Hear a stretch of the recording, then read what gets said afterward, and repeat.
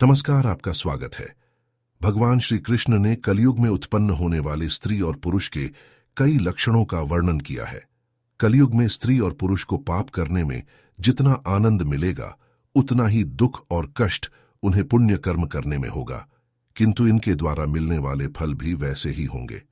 जो स्त्री पुरुष कलयुग में भी धर्म का पालन करेंगे, सत्य के मार्ग पर चलेंगे, उनका उद्धार अवश्य ही होगा। उन्हीं के कारण ही कलयुग संपूर्ण सृष्टि पर पूर्णतया हावी नहीं होगा। कलयुग में जो भी स्त्री ऐसे कर्म करेगी, उसके हाथ से बनी हुई रोटी गाय, कुत्ता एवं कौवे भी नहीं खाएंगे। अतः उसे किसी भी प्रकार के पुण्य की प्राप्ति नहीं होगी। किसी भी घर की गृहिणी अपने घर को किस प्रकार से रखती है, या किसी भी घर की गृहिणी कितनी व्यवस्थित और गृह कार्य दक्ष है, इसका पता उस घर के रसोई घर से लगता है।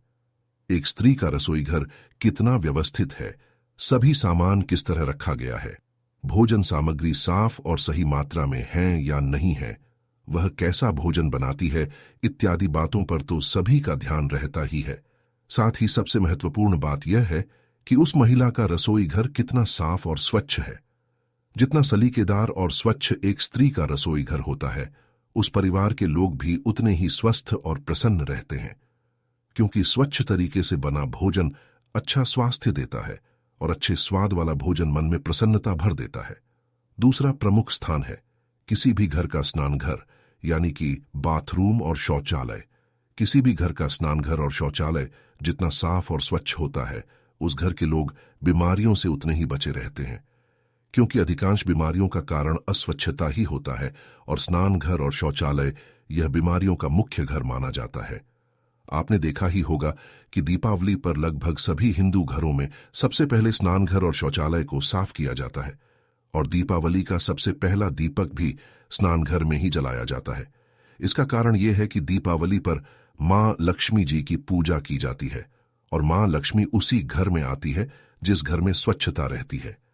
भारत के प्रमुख महाकाव्य महाभारत के एक प्रसंग के अनुसार, जब कृष्ण की पत्नी सत्यभामा द्रौपदी से उसकी सफल गृहस्थी का राज जानना चाहती है, तो द्रौपदी उसे बहुत सारी बातें बताती है, जिनमें प्रमुख रूप से घर की स्वच्छता और अपने परिवार के स्वास्थ्य पर अधिक बल देते हुए कहती हैं कि सत्यभामा, मैं अपने घर को हमेशा साफ सुथरा रखती हूं और स्वयं शुद्ध और स्वच्छ होकर ही सबको शुद्ध और सात्विक भोजन परोसती हूं, जिससे मेरे घर में सुख, समृद्धि और शांति आती है, चारों ओर सकारात्मक ऊर्जा व्याप्त होती है और परिवार के लोगों का मानसिक और शारीरिक स्वास्थ्य भी उत्तम रहता है, जिससे हम सभी सुखी, प्रसन्न और संतुष्ट रहते हैं। आयुर्वेद में भी अच्छे स्वास्थ्य के लिए अन्य बातों के साथ साथ शारीरिक स्वच्छता को भी बेहद जरूरी माना गया है।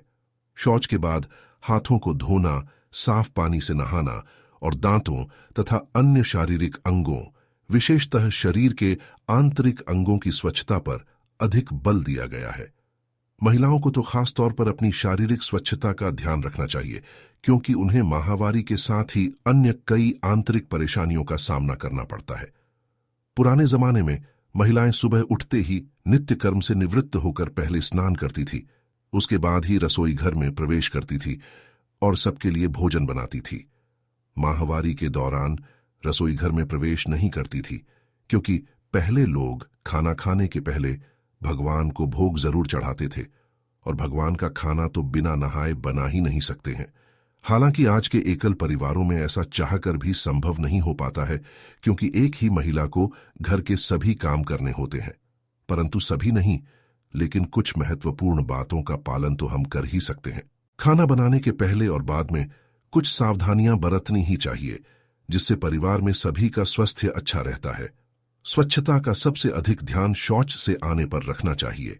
शौच और शौचालय में विभिन्न प्रकार के कीटाणु इत्यादि मौजूद होते हैं, जो कि हमारे शरीर के लिए हानिकारक होते हैं।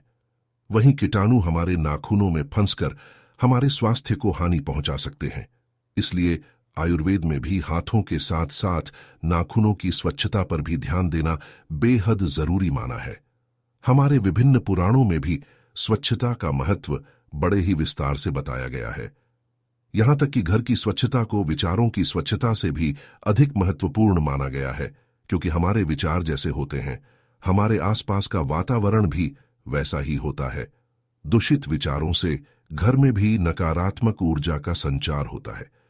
चूंकि हर घर में साफ सफाई की जिम्मेदारी अधिकतर महिलाओं पर ही होती है, अतः प्रत्येक घर में महिलाओं को चाहिए कि वे स्वयं भी साफ और स्वच्छ रहे, नित्य नियम से नहाएं, यदि संभव हो तो नहाकर ही रसोई घर में जाएं और खाना बनाएं। अपने बाल बांधकर रखें, नाखून साफ और छोटे रखें। लघु शंका या दीर्घ शंका के बाद अपने हाथों को साबुन से अच्छी तरह धोकर ही बाकी काम करें। अपने बच्चों को भी यही सिखाएं और उनमें अच्छी आदतें विकसित करें, जिससे उनका और बाकी परिवार का स्वास्थ्य अच्छा रहता है और परिवार में खुशहाली आती है। तो दोस्तों, उम्मीद है आपको यह जानकारी अच्छी लगी होगी। वीडियो को लाइक जरूर करें, कमेंट में जय श्री कृष्ण जरूर लिखें, साथ ही चैनल को सब्सक्राइब करें। आप सभी का धन्यवाद।